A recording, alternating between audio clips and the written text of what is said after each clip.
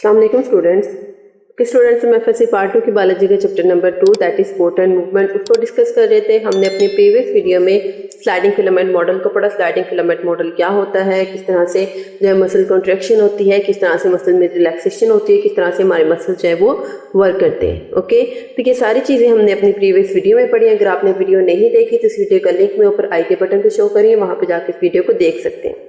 आज का टॉपिक हम स्टार्ट करें that is controlling the actin myosin interaction by calcium ions. आज हम देखेंगे कि किस तरह कैल्शियम आयंस मसल्स की मूवमेंट में हेल्प आउट करते हैं और किस तरह से कैल्शियम आयन एक्टिन और मायोसिन की इंटरेक्शन को किस तरह से वो इंटरेक्ट करते हैं एक दूसरे के साथ। मायोसिन किस तरह से आगे एक्टिन के साथ अटैच होता है क्रॉस ब्रिजेस के थ्रू। तो ये सारे प्रोसीजर्स किस तरह से होते हैं। ओके, तो अगर हम मसल फॉर्मेशन या मसल फंक्शन की बात करें तो क्या होता है, क्रॉस ब्रिजेस बनते हैं। क्रॉस ब्रिजेस कैसे बनते हैं, जब एक्टिन और मायोसिन एक दूसरे के साथ इंटरेक्ट करते हैं तो मसल्स में जो है वो मसल्स मूवमेंट करते हैं, मसल्स में कंट्रैक्शन होती है। अब एक्टिन और मायोसिन किस तरह से इंटरेक्ट करेंगे, ये इसमें कैल्शियम आयंस किस तरह से आता है, वो सारा प्रोसीजर हम इसमें देखते हैं। Calcium ions binds to troponin. Calcium ions कहाँ पे, तो ट्रोपोनिन के साथ बाइंड हो जाते हैं। ट्रोपोनिन क्या है, हमने पढ़ा था कि एक्टिन फिलामेंट है, मायोसिन फिलामेंट है। तो एक्टिन फिलामेंट के ऊपर जो छोटे छोटे प्रोटीन्स प्रेजेंट होती हैं, स्मॉल स्ट्रक्चर्स प्रेजेंट होते हैं, उन्हें क्या कहते हैं, ट्रोपोनिन। ट्रोपोनिन के साथ क्या होता है, कैल्शियम आयंस आके बाइंड हो जाते हैं। अब कैल्शियम आयंस कहाँ से आते हैं ये भी हम देखते हैं। Tropomyosin blocks the binding sites on actin filament and myosin filament cannot attach with it। क्या होता है नेचुरली, पहले तो क्या होता है फॉर्मली कि जो ट्रोपोमायोसिन है, जो एक्टिन फिलामेंट के ऊपर दो तरह की प्रोटीन्स होती हैं। एक होती है ट्रोपोनिन जो कि बीड्स की फॉर्म में प्रेजेंट है, एक होती है ट्रोपोमायोसिन जिसने एक्टिन फिलामेंट को रैप किया होता है, लपेटा होता है। ठीक है, तो वो ट्रोपोमायोसिन की स्ट्रेन क्या करती है, वो उसके बाइंडिंग साइट्स को ब्लॉक कर देती है, छुपा के रखती है, बाइंडिंग साइट को एक्सपोज नहीं होने देती।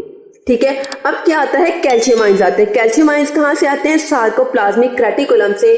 जो मसल फाइबर मसल सेल के अंदर जो साइटोप्लाज्म होता है उसको हमने देखा था, उसको क्या कहेंगे, सार्कोप्लाज्म। तो सार्कोप्लाज्म के रेटिकुलम से, सार्कोप्लाज्मिक रेटिकुलम से उसका जो एंडोप्लाज्मिक रेटिकुलम होता है, सार्कोप्लाज्मिक जिस तरह साइटोप्लाज्म में होता है, इसी तरह से सार्कोप्लाज्म के अंदर भी एंडोप्लाज्मिक रेटिकुलम होता है जिसको हम क्या कहेंगे, सार्कोप्लाज्मिक रेटिकुलम। यहाँ से जो है वो कैल्शियम आयंस रिलीज होंगे।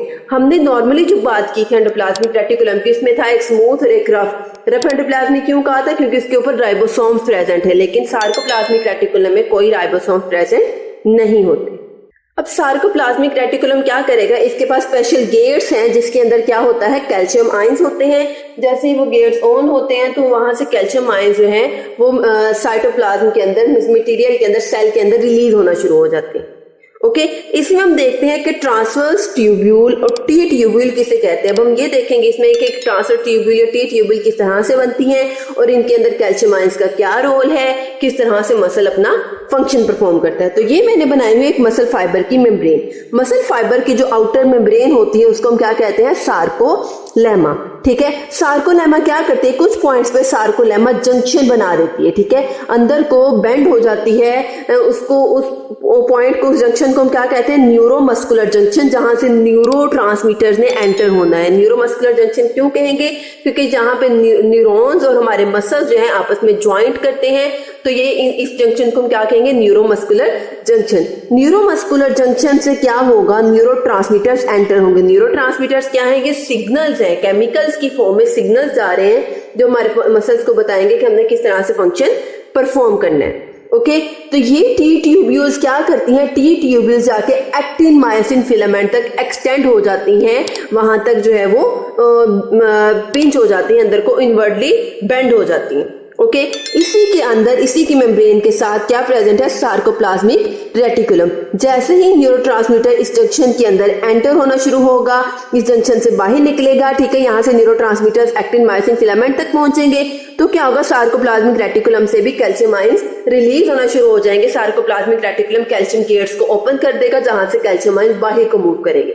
जब कैल्शियम आयंस बाहर को मूव करेंगे तो जहां पे एक्टिन और मायोसिन की एक्टिन फिलामेंट्स होंगे, कैल्शियम आयंस जैसे ही जाके ट्रोपोनिन के साथ अटैच होंगे, जैसे ही वो ट्रोपोनिन के साथ अटैच होंगे, ट्रोपोमायोसिन क्या करेगी, ट्रोपोमायोसिन मायोसिन फिलामेंट की बाइंडिंग साइट को एक्सपोज कर देगी, दिखा देगी, जाहिर कर देगी। जब बाइंडिंग साइट्स एक्सपोज हो जाएंगी तो मायोसिन क्या करेगा, मायोसिन आके एक्टिन फिलामेंट के साथ अटैच हो जाएगा और मसल्स में कॉन्ट्रैक्शन होगी। इसी तरह से मसल्स आगे मूव करते जाएंगे, कॉन्ट्रैक्शन होती जाएगी, और जैसे ही मसल्स वो क्रॉस ब्रिजेस ब्रेक होंगे, मायोसिन एक्टिन सेपरेट होंगे, तो मसल्स फिर से रिलैक्स हो जाएंगे। ओके, अब अगर आपको टी ट्यूब्यूल की डेफिनेशन आ जाए तो आप इसको किस तरह से लिखेंगे? The sarcolemma of muscle fibre penetrates deep into the cell to form hollow elongated tube, the T tubule. इसको हम क्या कहेंगे? T tubule. इसके बाद हम देखते हैं टी सिस्टम किसे कहते हैं, या ट्यूब्यूल सिस्टम क्या होता है। The thousands of T tubules of each muscle cell are collectively called T system. के जब बहुत सारी टी ट्यूब्यूल्स, ट्रांसवर्स ट्यूब्यूल्स आपस में ज्वाइन कर जाती हैं, तो जब बहुत सारी ट्यूब्यूल्स बन जाएगी तो हम उसको क्या कहेंगे? T system. The calcium gates of the sarcoplasmic reticulum opens, releasing calcium ions into the cytosol. Calcium ions bind to troponin of the actin filament. Binding sites are exposed and cross bridges attaches and the contraction occurs. वही सारा procedure जो मैंने आपको पहले बताया। क्या होगा? Calcium ions आके बाइंड करेंगे ट्रोपोनिन के साथ, ट्रोपोमाइसिन की साइट्स जो हैं बाइंडिंग साइट्स अपीयर हो जाएंगी, एक्सपोज हो जाएंगी, वहां पे आके माइसिन आके अटैच हो जाएगा, क्रॉस ब्रिज बन जाएगा और कॉन्ट्रैक्शन हो। नेक्स्ट है हमारे पास ऑल और नन रिस्पॉन्स। ऑल और नन रिस्पॉन्स में क्या है कि सारे के सारे जो मसल फाइबर्स है वो कॉन्ट्रैक्शन में हेल्प आउट करेंगे, कॉन्ट्रैक्शन में जो है वो अपना रोल प्ले करेंगे। ठीक है, all muscle fibres participate in muscle contraction. अब जितने ज्यादा मसल फाइबर्स पार्टिसिपेट करेंगे, कॉन्ट्रैक्शन उतनी ही स्ट्रांगली होगी।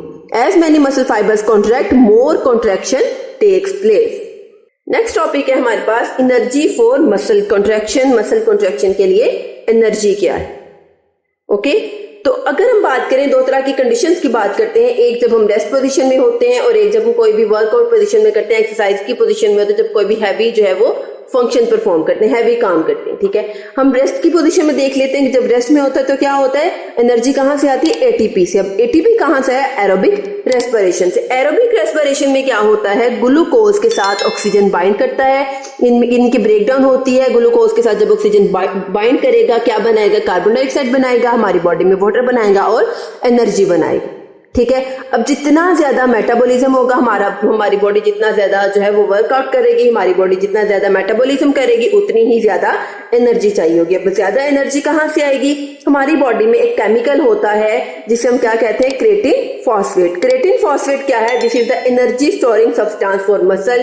क्या करता है? ये एनर्जी को स्टोर करता है ताकि जरूरत के टाइम पे एनर्जी रिलीज हो सके, मसल्स में आ सके। उसके बाद है ड्यूरिंग स्ट्रेनस एक्सरसाइज। जब हम बोलते हैं हैवी एक्सरसाइज करते हैं तब क्या होता है? तब क्या होता है? एन एरोबिक रेस्पिरेशन होती है। एट रेस्ट में क्या होता है? रेस्ट पोजीशन में एरोबिक रेस्पिरेशन होती है, लेकिन जब हम एक्सरसाइज करते हैं तो कौन सी रेस्पिरेशन होती है? Anaerobic respiration. इस रेस्पिरेशन में क्या होता है? ग्लूकोज ब्रेक डाउन होता है without the presence of oxygen lactic acid में। लैक्टिक एसिड हमारी बॉडी में एनर्जी की फॉर्म में स्टोर हो जाता है। ये तो लैक्टिक एसिड की फॉर्म में स्टोर होता है और एक एनर्जी बनाती है। वो एनर्जी हमारी बॉडी फौरी तो है यूज कर लेती है, लेकिन लैक्टिक एसिड स्टोर होता रहता है। अब इसी में हम पढ़ते हैं मसल फटीग। मसल फटीग क्या है? जब बहुत ज्यादा लैक्टिक एसिड मसल्स में एक्यूमुलेट होना शुरू हो जाएगा, स्टोर होना शुरू हो जाएगा, तो उसमें क्या होगा? मसल्स के एक डिसऑर्डर हो जाएगी जिसे हम क्या कहेंगे? Muscle fatigue. ओके, तो ये था हमारा आज का छोटा सा टॉपिक। आज हमने एक्टिन मायोसिन इंटरेक्शन को पढ़ा, उसके बाद हमने इसमें एनर्जी फॉर मसल कॉन्ट्रैक्शन को पढ़ा कि जब मसल्स कॉन्ट्रैक्ट करते हैं तो एनर्जी कहां से आती है। ओके स्टूडेंट्स, तो ये था छोटा सा टॉपिक। आई होप आपको यहाँ तक आज की वीडियो की अच्छे से समझ आई होगी। अगर इस वीडियो में कोई भी कंफ्यूजन हो या किसी चीज की समझ ना आए तो कमेंट सेक्शन में जरूर पूछिए। अगर आपको मेरी वीडियो अच्छी लगे तो मेरे चैनल को लाइक करें, सब्सक्राइब करें, साथ ही बेल आइकन के बटन को प्रेस करें। इससे आपको मेरी हर वीडियो का नोटिफिकेशन सबसे पहले देखने को मिलेगा। ओके स्टूडेंट्स, अल्लाह हाफिज।